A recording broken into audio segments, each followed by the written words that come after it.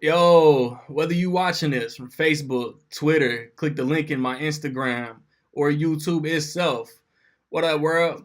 I haven't given y'all really a legit movie talk since like November, and in November I wanted to do this video right here, but then Christmas came along and I thought I saved my MCU video for when Black Panther come out. Here we are, and I thought I'd do a little something a little different, man. So I got my guy. Y'all seen him in the sports videos, man. Javon Merritt, via Jersey, resident, born and raised in Virginia. That's my dude right there. Biggest MCU fan that I know personally. So we about to give y'all our 10 through 1. So I'll be a good host, man. Y'all know how I do, man. I'll be a good host. Javon, man, hit him with your number 10. I got Ant-Man at 10.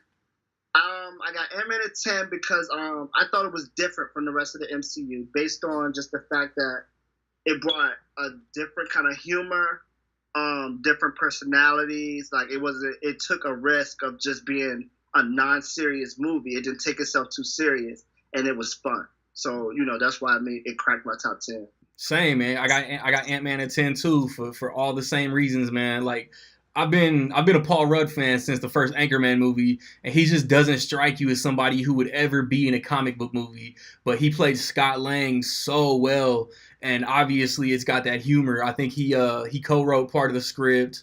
The director has done like Bring It On, The Breakup, and Yes Man, and it just fit, man. Michael Douglas plays the original Ant-Man who in the comics, I guess he has some like moral things that might not have translated to a Disney-made movie, but it just worked, man. Like a lot of people knock villains. I really love what they did with Yellow Jacket, and I can't wait for Ant-Man and the Wasp come July. What's number 9? Number 9, Captain America: The First Avenger. I went with that just because they started the MCU with Iron Man, and when you think of Iron Man, you think flashy and funny, and so they put off a perception that that's how the MCU was going to be, colorful and funny and for kids, you know what I mean? Like it was going to be kid based. And then when they came with the first Avenger, it was more of a serious movie, more dark, in a different time. It wasn't, it wasn't saved by technology. It was a movie that, you know what I mean? Like it was self-grounded. So I thought that was dope. And I remember when this movie first came out, it was a lot of backlash as far as like, oh, it's not, it don't fit, this era. Kids are not going to want to see that. It's not funny, blah, blah, blah. And it was a real good, like, origin story. Like, it's probably one of the best origin story movies as far as superheroes goes that I could think of, period. So that's why I got to number 9 for me. Exactly, man. As soon as you said that, man, obviously I can't keep a straight face, man. We're 2 for 2 as far as matching up our list. First Avenger is my number 9. Far and away, no arguments, the most underrated Marvel Cinematic Universe entry. Red Skull, one of the most underrated villains. Peggy Carter, played by Haley Atwell, the most underrated love interest, man. Like, she's fine, man. It introduced the Tesseract. Not really a post-credit scene. It was like a half-assed Avengers trailer, but it didn't need to be, man. It ended phase 1 as far as solo movies, and it's why Steve Rogers is my favorite. I don't know character, man, because I think Iron Man is the most entertaining character, but I think Steve Rogers and Captain America is my favorite MCU hero. What you got at 8? 8, Guardians of the Galaxy. Now we're getting into the nitty-gritty. Guardians of the Galaxy was a risk for Marvel. Like, this was Marvel's, let's see how committed our fan base is to us. Because a lot of people didn't know a lot about the Guardians of the Galaxy, about the character. They're not like A-list superheroes. You know what I mean? So Guardians of the Galaxy was like a scary thing for Marvel because they didn't know. You know what I mean? So I applauded them for just taking the risk. And then after taking the risk, not only did they take the risk, but they decided to do something totally different. You know what I mean? Like, it was super colorful, which we hadn't got that yet. We had gotten the technology, and we had gotten that, and then we have gotten the series with Captain America. We hadn't gotten super colorful movie with dope music, and I don't think up to this point, I don't even really think that we even was thinking about the soundtrack. You know what I mean? Nah. This movie gave us a chance to say, okay, they got dope music. The soundtrack is dope. It gave you another reason to love it. You know what I mean? Until like 2 weeks ago, Guardians of the Galaxy, those two movies were the only Marvel soundtracks that I own. Yeah. So, for those reasons. And then the actors, killed it. In this movie, the actors killed it. Every one of them. You know what I mean? So, this movie was funny. It had great music. It was entertaining from start to finish. I was laughing, smiling, into it. Great villain. I like this movie. This movie was really good. This was we might have to start, thinking about our list and putting this somewhere important. You know what I mean? Yeah. So, Guardians of the Galaxy for me at number 8. At number 8, I got Spider-Man: Homecoming. So we finally starting to get a little bit of differentiation. And that minor tease in Civil War, that right there was like, man, they finally cast a kid to play adolescent Spider-Man inexperienced, and it carries over into Homecoming. Between Happy Hogan and Tony Stark, he kind of gets guided and mentored a little bit.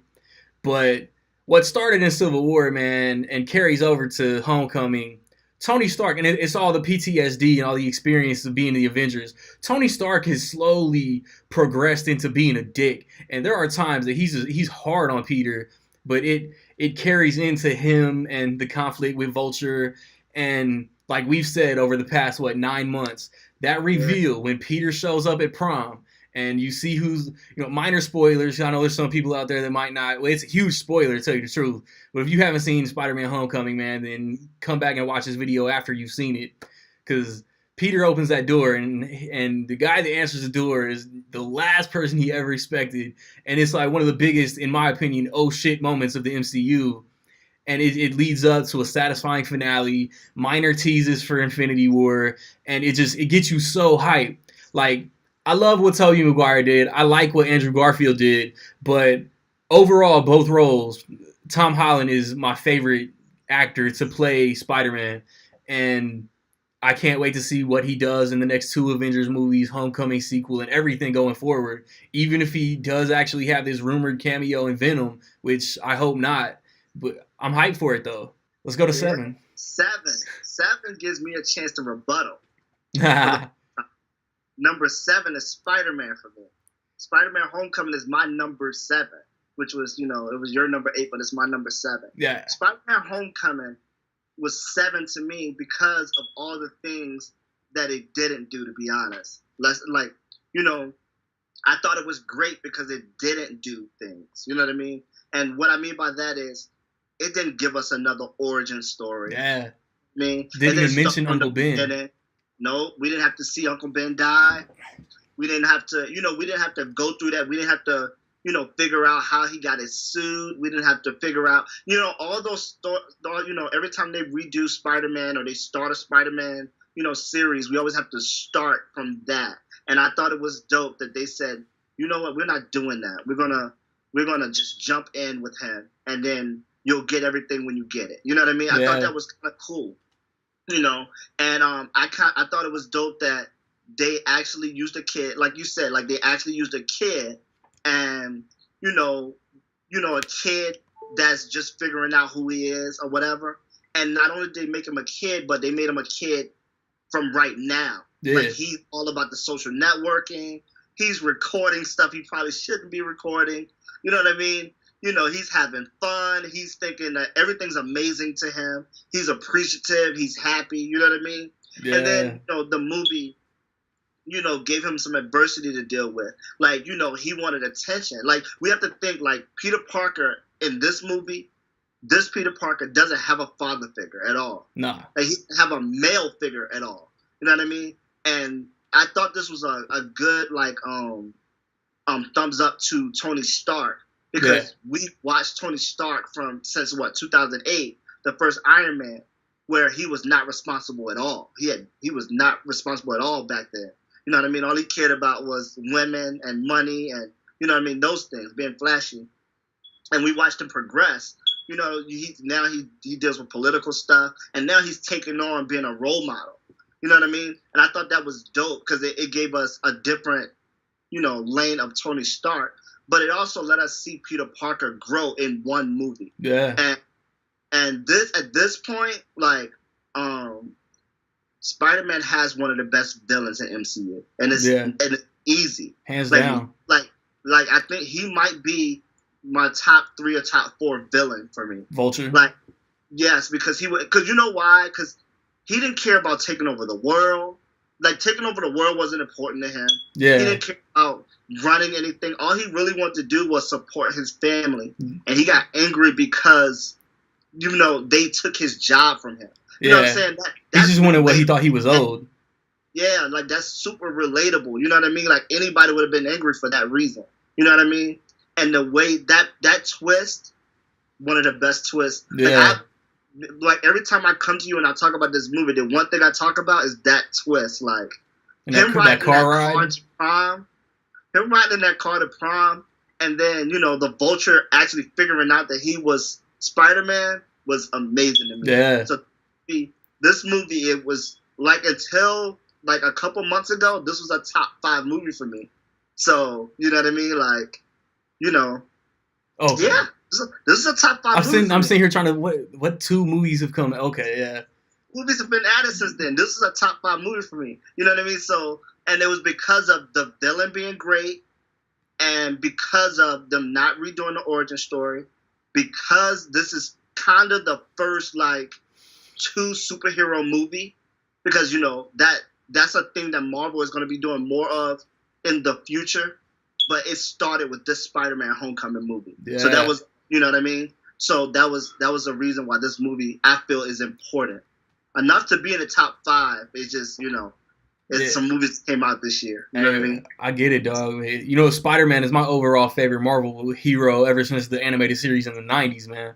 So it just, when they finally announced that Sony and Marvel came to a deal to put him in the MCU, I was geeking. And then Civil War was, like, right around the corner too. Mm-hmm. Yeah, and he's gonna get better. Yeah, he's better. That's the worst part. Is, like, he's just, like, we barely scratched the surface. Yeah, he's not even there yet. So yeah. My 7 is the original Iron Man, and it's like, I need to throw out a disclaimer. This is number 7, but every movie I talk about for the rest of the video, as far as, like, Letterboxd ratings, I've given a 5 out of 5 to. So it's not like, oh, Iron Man is 7 out of 10, so it's weak. No. The original Iron Man, without the original Iron Man, we're not even doing this video right now. Right. With Robert Downey Jr.'s personal history, the struggles that he had to overcome, he was the ultimate, hands down, no arguing, ultimate perfect casting for Tony Stark. He embodied everything about it. He was, like, at the craps table and missed his award ceremony. Like, that's Tony Stark in a nutshell. He was late to the plane where he had to go sell the weapons. What would he say? My father wanted peace and something. I say, why not both? That's one of the most iconic scenes. When he gets his suit, it's not like he just suits up as Iron Man. He's all of a sudden saving everybody. Nah, like, he takes his lumps, he messes up, and Ironmonger, Jeff Bridges, was, like, the best villain that they could have used to start him off. He's not Mandarin, or the Mandarin that we deserved, and he's just, like, I don't know how to explain it. Like, he's Iron Man's Joker. Nah, this is like Iron Man, Batman going up against, like, the Mad Hatter. Yeah. I don't want to discredit Jeff Bridges' performance or nothing, but you know what I'm saying. Like, it just worked for the movie. He's working out his suit. Jeff Bridges comes in, the reveal that he set him up to get kidnapped, the arc reactor, he put that little joint by the ear, paralyzed him for a little bit, and then that little minor battle through the streets of LA. It just worked for the first movie in the MCU, and then it made buku bucks, and we're here 18 movies in. What's up? What you got at 6? Thor Ragnarok. That's 6. Thor Ragnarok is my number 6. I love this movie. See, the thing about this movie specifically is when we watched Avengers Ultron, Ultron. I told you, I was like, man, they finally figured out Thor. Like, up until this point, like, up until Ultron, like, we had always figured out, like, Thor's powerful, we liked him, but it was something missing, or they didn't use him enough, or they didn't truly show his power. Yeah. And then in Ultron, like I felt like, oh, they finally figured out Ultron. Like, I mean, they finally figured out Thor. And in that movie, I felt like he was the star of that movie. And I always told you that. Like, in that movie, Thor was the man, you know? He found out about the Infinity Stones, created Vision. Yeah, and then I figured, just how he was, like, personality-wise, he was joking more. He was more free to, like, say stuff. He made you laugh more. Is that the best you can do? Exactly. You know, so I felt like they used him the right way, and they finally figured him out. And then we didn't see him no more after that. You know what I mean? It was a long time before we got Thor again. So I was like, they finally figured him out, and Thor Ragnarok was anticipated for me. It was the most anticipated movie of that year because I was like, they finally figured out Thor. They took a long time to make this movie. You know what I mean? Like, so when they made it and it came out, and I seen that he was that same Thor from Ultron, I loved this movie. And the fact that the Hulk was in it, they kind of did the Planet Hulk story a little bit. Yeah. And we got to, see both of them kind of, work together and hold a movie down by themselves. I mean, you have to think about, Hulk doesn't talk that much. Mm-hmm. You know what I mean?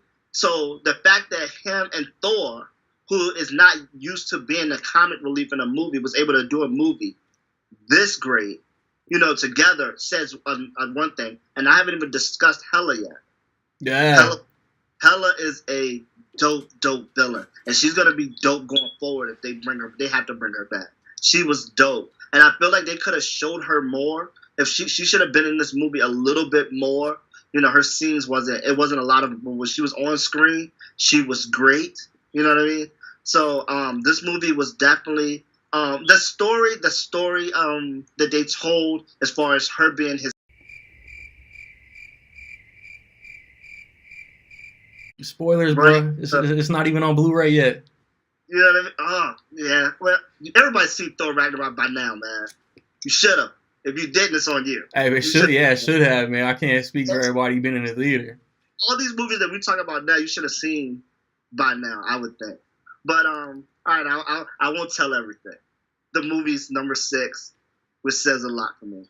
I mean, my number 6, man. This is where people start unsubscribing from my channel, but it is what it is. My number 6 is Black Panther, and I won't go into spoilers. It's been out 2 weeks, but man, this is a special movie, man. Like Ryan Coogler, he I don't know how to explain it, man. He got the code. He killed it with Fruitvale Station. He killed it with Creed. Captain America: Civil War comes up again, man. Black Panther stole the show in that. As soon as Black Panther was over, everybody wanted to see more of T'Challa. And he comes back to Wakanda, and he has to deal with protecting Wakanda on the throne, protecting Wakanda with the suit. The supporting cast is amazing. Shuri, Michael B. Jordan. I'm going to go actors because I don't know every character's name, man. Michael B. Jordan, Letitia Wright, Denai Guerra, Lupita Nyong'o, Angela Bassett, Daniel Kaluuya, and Michael B. Jordan. This might be my number 6, and I told you everything from 7 up is a 5 out of 5. Michael B. Jordan, Eric Killmonger, hands down the best villain that the MCU has ever given us. And hopefully that changes in May, because, Thanos has to pay off. But, without giving away any plot details, just know if you haven't seen Black Panther yet, man, you're in for a treat. And Michael B. Jordan gives us the best portrayal of any, I'll say, antagonist, man, because he's not even really a villain. Yeah, I agree with that. 5, Iron Man, the original. I love this movie. It's, to be the first Marvel movie and it's still be in the top 5. Yeah. You shouldn't even have to really talk about this. It set the bar so high. We set the bar. Like, it set the bar to a point where, you started having expectations for Marvel. Right out of the gate. Right after this movie, you was like, okay, I got to see the next one. Right? The fact that they was actually able to create the Iron Man suits in 2008 and it looked the way that they looked is amazing. Yeah. You know what I mean? That's amazing. Tony Stark, man, you know, they got the right person to play him. Like the perfect, like no one else could have been Tony Stark. You know what I mean? No one else could have been Tony Stark. Now we're not even talking about Iron. Nobody else could have been Tony Stark. Yeah. You know what I mean? And like just the fact that the movie was funny, it was entertaining, the fight scenes were great. This movie was just amazing. This movie was so amazing that this movie alone could have made the Iron Man trilogy better. And what I mean by that is, this should have been a movie that carried over.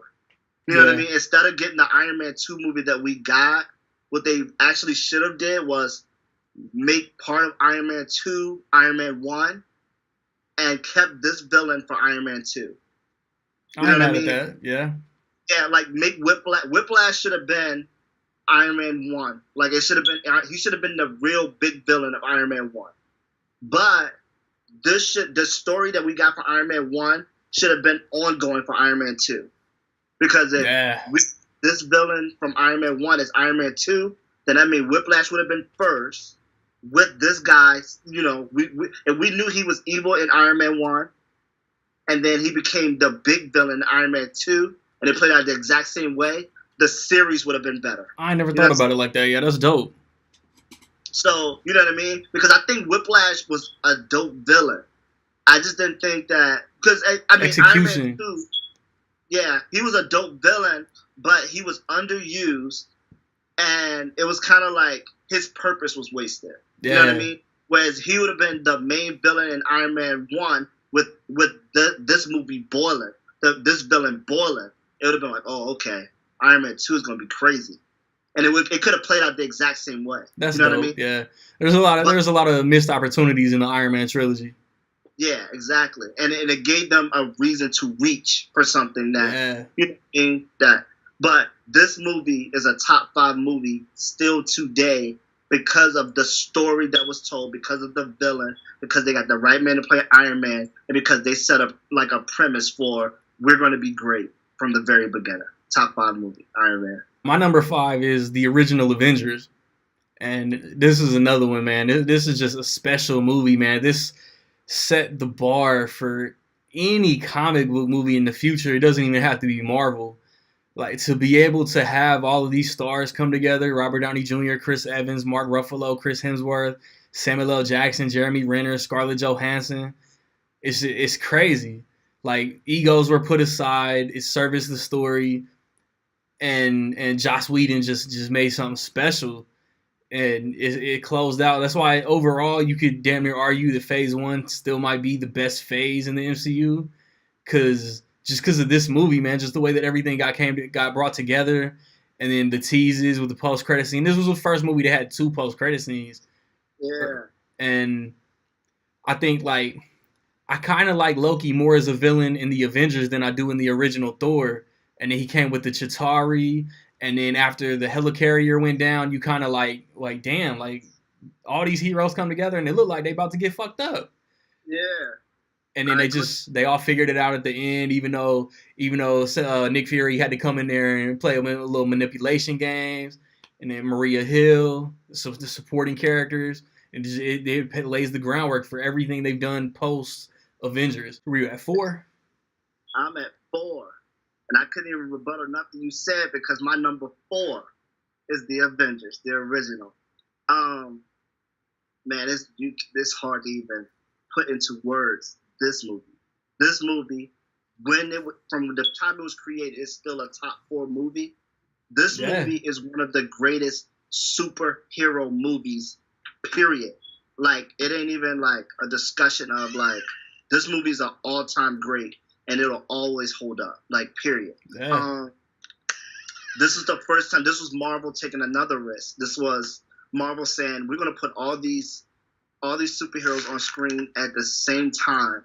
And we're going to make it work, and y'all are going to love it. You know what I mean? And it made it like, and, you know, like, at first I was like, man, I don't know. You know, we discussed this before we saw this movie. And I was like, man, I don't know how they're going to put all of that in one movie. You know what I mean? How they're gonna put all those personalities in one movie, all those stars in one movie, and how they're gonna make it, where everybody gets their just due, get their attention. Screen time, yeah. And when we saw this movie, I remember calling you like immediately, like, dog, this is the greatest movie I've ever seen in my whole life. You know what I mean? Yeah. Like that kind of excitement. Like, I've seen this movie in the movie theaters 3 or 4 times. Did you You know really? what I mean? It was just like, yeah, because like I loved the movie that much. You know what I mean? I think I saw it twice. Yeah, I saw it. I think I saw it like 3 full times, and I was like, it was like a new movie every time I saw it too. I loved it that much. Yeah. I was telling the clerk at GameStop last night, like ever since I had bills and been working all the time, like I could see movies twice. Yeah, this was a while back too. We gotta think like this was 6 years ago. This Avengers movie was this movie. This is an old movie now. Yeah, this movie's 6 years old. That's crazy. This movie set precedent for Civil War to happen. Yeah, this movie put Civil War. They said we can do the Civil War because of this movie. You know what I mean? Yeah. Like Ultron didn't really do for them what this movie did. You know what I mean? Like this movie made them know like we can do more. You know what I mean? Exactly. Even with Guardians of the Galaxy, like I think this movie like let them know like, hey man, we can take as many characters as we want and make it work. So this movie was important. This is behind Iron Man. This is probably the most important movie in MCU. Period. You know what I mean? Until May. My number 4 is Guardians of the Galaxy, and just every single piece is properly worked out, man. Like James Gunn's quirky style, Chris Pratt being unknown from Parks and Recreation, and like getting cut and slimmed down to play the leader of this misfit band of ragtag, whatever. I love Zoe Saldana, and she worked. Bradley Cooper is just like perfect as the voice of Rocket. Think Jason Momoa, the dude who plays Aquaman, was originally auditioned for Drax, and I'm glad he didn't get it because the way that Bautista plays Drax, I don't know if anybody else could match that. And then Vin Diesel has 3 words to say the entire movie, but he's the most memorable character. That's insane to me. I think Ronan is an underrated villain. Benicio del Toro is the Collector, and all the little Easter eggs that's thrown in the Collector's museum or whatever it is. There's an Infinity Stone, probably one of the more important Infinity Stones, and it sets up as soon as Guardians was over, and it had one of the most obscure post-credit scenes, one of the most memorable post-credit scenes with Howard the Duck. But as soon as you walk out of the Guardians of the Galaxy, you're just like, who is Quill's dad? And obviously all that got answered last year, but this is great, man. Like you said earlier, the biggest risk I think that they've ever taken, because in 2011, nobody that does that, if you don't read comic books, you don't know who the Guardians of the Galaxy are. Now, we're 4 years later, damn, this movie's 4 years old. Everybody's just, the Guardians of the Galaxy this, the Guardians of the Galaxy that. I love Guardians of the Galaxy. Everybody, I would say at least 90% of MCU fans have this in their top 5. Our boy Jake has both Guardians movies as his 2 overall favorite. What you got at 3? 3,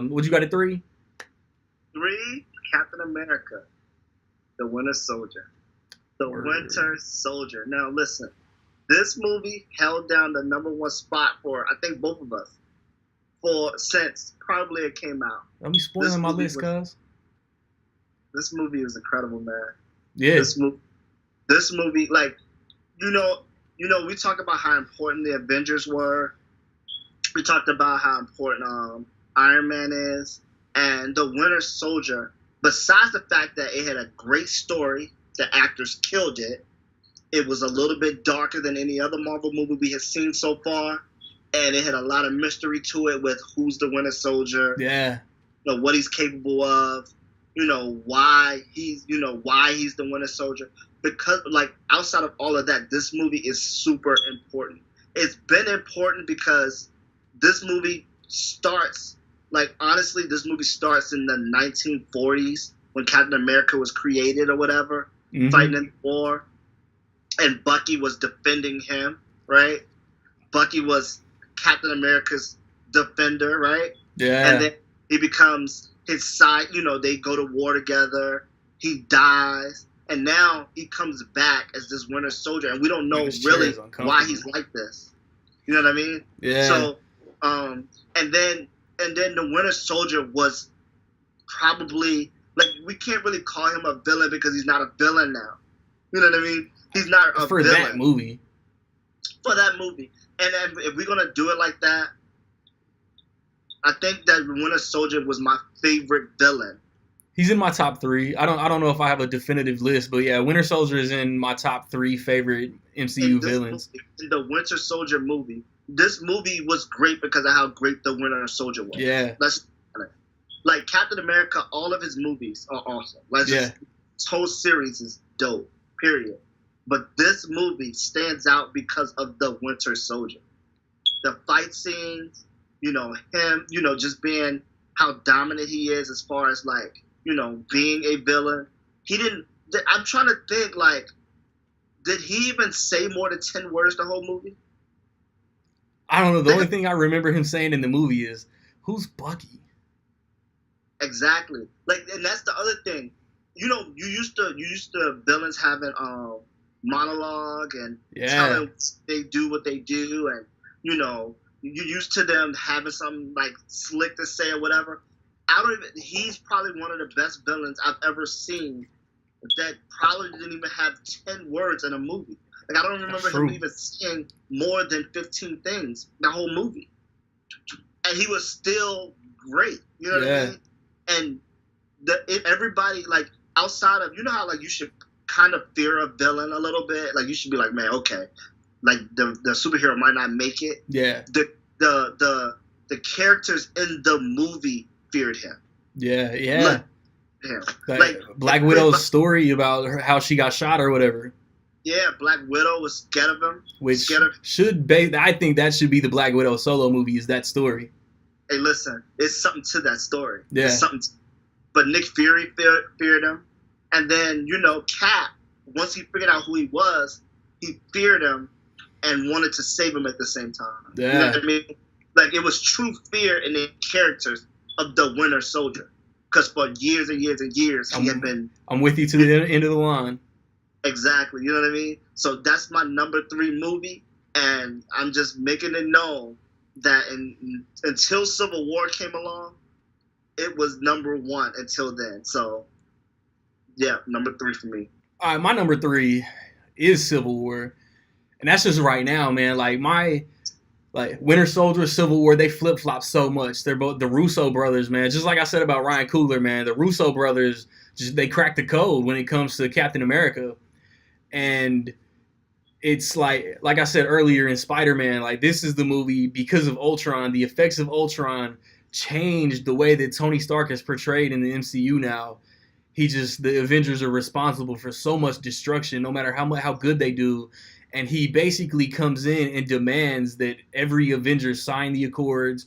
And when Cap and all the heroes aside with him don't want to do it, that's, you know, part of the conflict, along with Zemo, played by Daniel Bruhl, another one of the most underrated villains in the Marvel Cinematic Universe. He framed, like, it's 2 years old, man. If you haven't seen it, I'm sorry, I'm going to spoil some shit. He frames Bucky into Bucky being responsible for the United Nations bombings and Black Panther's father passing away, and then everything gets revealed with Tony Stark's parents and Cap. Like, everybody's seen the trailers, man. It's one of the best MCU trailers. Like, I'm sorry, Tony. He's my friend. So was I. Dude, listen. Yeah. And that was crazy. So Civil War is amazing. It gave us the introduction in the MCU to Spider-Man and Black Panther.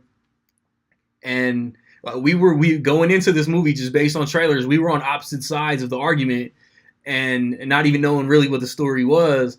And I don't know about you, man, but I walked out understanding Iron Man's side, but still siding with Cap.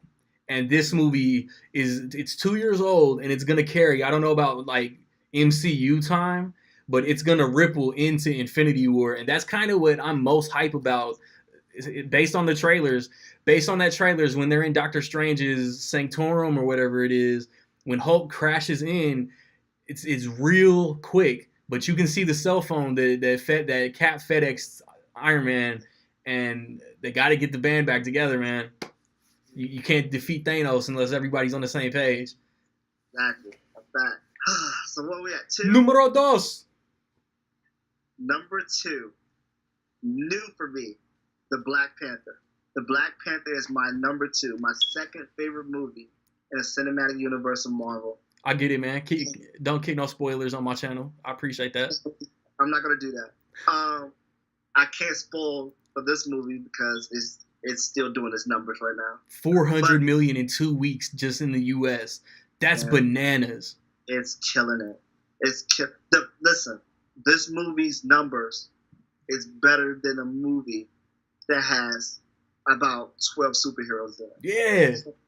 You know what I mean? This movie's numbers it's a phenomenon. Full of superstars. You know what I mean? This movie, the reason why this is my second favorite movie, is for one, it represents a whole culture of people. Yeah. And I'm not talking black and white. I'm talking about a nation, an African nation. A continent. So this doesn't have anything to do with an entire continent, bro. Black or white or anything. But this is, a whole nation of people. You know what I mean? It's them saying, "Hey, we're here too." You know what I mean? Did you take Dallas to see it? Yes. Who was her favorite character? I have to know. She liked the female warriors, man. For real? Yeah. You know what I mean? I thought she was gonna go with the princess. And that was the other thing too. Outside of being important to a whole nation of people, the women empowerment of this movie. Yeah. It made the women important. And last year Wonder Woman did that, right? Yeah. And I felt like I don't mean to cut you off. I don't mean to cut you off, bro. But the chick, the warrior that was in Civil War, Move or Be Moved. That chick, she was in Black Panther, but she was also in Wonder Woman. I didn't know this until like yesterday. Oh, I didn't know that either. Yeah. I have to check that out. I did not know that. Fun fact. Huh? That's just a fun fact. Yeah, I need to go check that out now. I gotta go. I have to know now.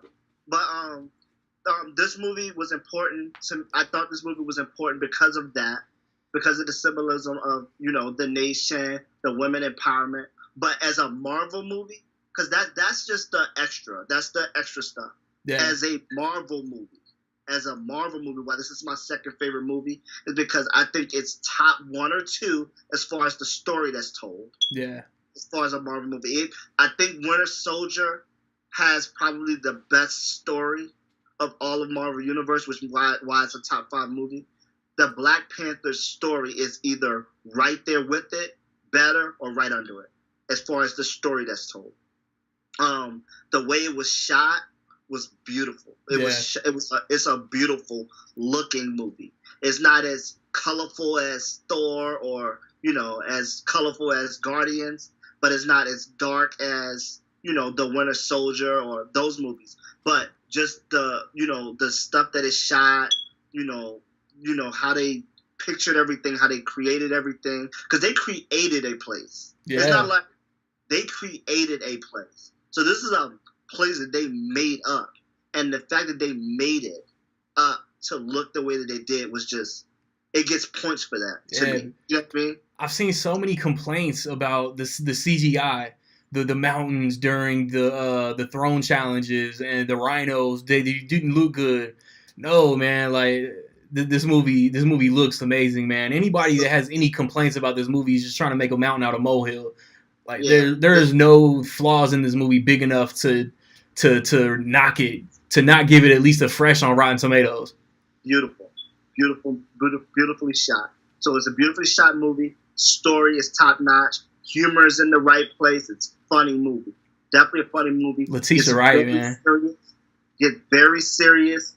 Like the movie goes from being funny and you just having a great time to serious, and you having your old, your old snap moments, Yeah. and buckling down and having to see what happened next. You know what I mean? Like Killmonger can't even. I'm not spoiling this movie for you guys, but he's worth it. If this wasn't a Black Panther movie, if this movie was called The Killmonger, it would still be worth seeing. Yeah. How great he was. I co-sign that. So that's why it's the number 2 movie for me without me spoiling anything. You know what I mean? Yeah. So, my number 2 is Thor Ragnarok, and I had this in my most anticipated last year. November came around. I got tired of hearing this guy talk about how dope it was going to be, but then I came out of IMAX, and I was like, man, that movie was great, man. I don't even think I've seen another Taika Waititi movie, but after watching this, man, his dialogue was so fresh and so quick-witted, and just everything, like you said, like I probably said 3 months ago in my review, Thor gets stripped away of everything that makes him Thor. He gets taken out of his comfort zone and has to overcome all these obstacles to save Asgard. And, like I said, I don't want to go into too many spoilers, man. It comes on DVD and Blu-ray next week, the 6th of March. And that's going to be one of the first 4Ks that I put on my shelf, man, because that movie looked beautiful too. And just to see how much those colors and characters and all of that pop on screen, and I can't wait to rewatch this movie. And then Hela, Cate Blanchett, everything revealed with her and her backstory. It's another one of those.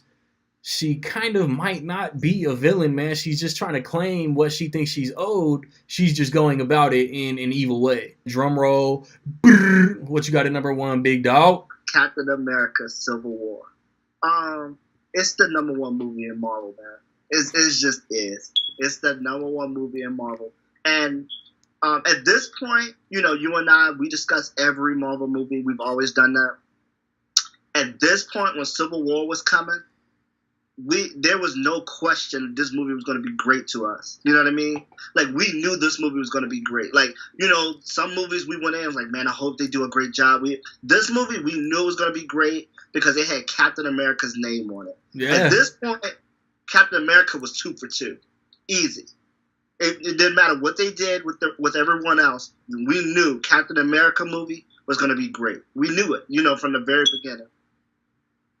Then after seeing the first Avengers movie and then seeing Ultron, the fact that we knew, like, how great they were and putting all these heroes into one movie, we was not worried about, like, how they're going to do this, whatever. And, they were stepping it up each time.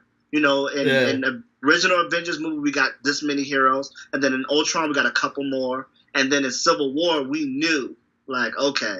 And in Infinity War, we about to lose count.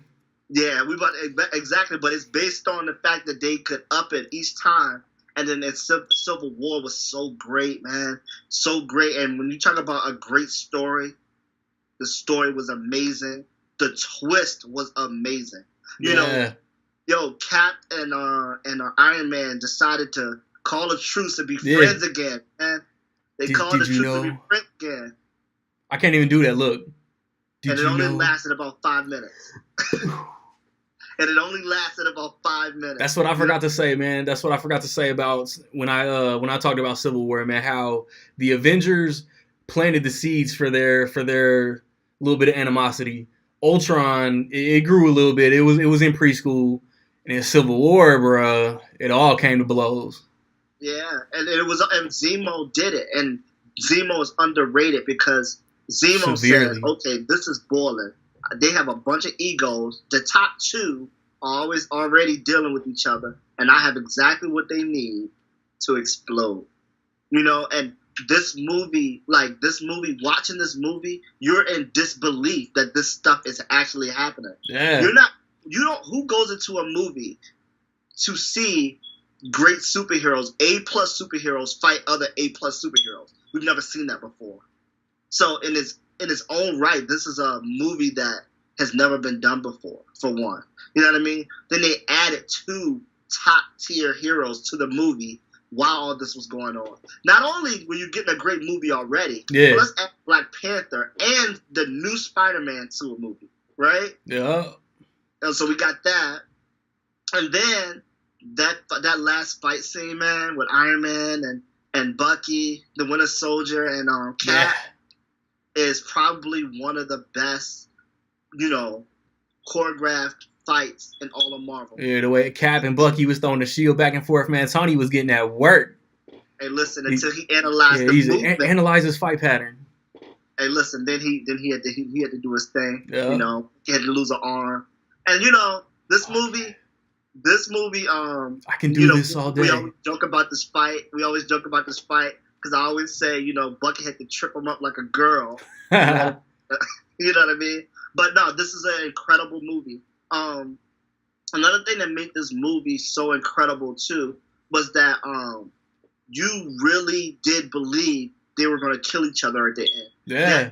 That, the part where Cap was over Iron Man with his shield holding it up, and Iron Man actually thought that he was gonna shove it into his neck, and he broke the, like that part of the movie was like, oh man, this is real. Like we're done. No, what I've heard, like fan reaction and all of this, I had heard that if Cap didn't rip the face shield off, if he would have jammed the shield into the arc reactor, that he could have killed Tony. Yeah, mm-hmm. And I think he knew. Yeah, yeah. Cap doesn't want to kill him. Yeah, listen, my favorite Marvel movie, and you can go back and watch this movie over and over and over, and it's still great. And this movie, more than any other movie in the Marvel Cinematic Universe, more than any other movie, was get ready for Infinity Wars. Yeah. Get ready. This movie was, if any movie was get ready for Infinity Wars, this movie was put on your seatbelt, we're leaving. You know what I mean? Like, this movie was put on your seatbelt. Dog, we're going into Infinity Wars with Thanos, and our team ain't even together. Nah. We don't got a team. You know what I mean? So, yeah, this is the best movie in Marvel Cinematic Universe so far. I think this movie and the Accords and the disagreement, this is why Cap in the trailers for Infinity War has no patches on his suit. He's in hiding. He's bearded up because of everything that went down. But I want to give you something to think about real quick. What's up? That never talked about before. Remember I was talking about how Iron Man has matured so much since 2008? You know how we talked about that? Well, the first thing I wanted to bring up was this movie, another thing to make this movie great was two people, both Iron Man and Captain America, were right and wrong at the same time. Yeah. You know what I mean?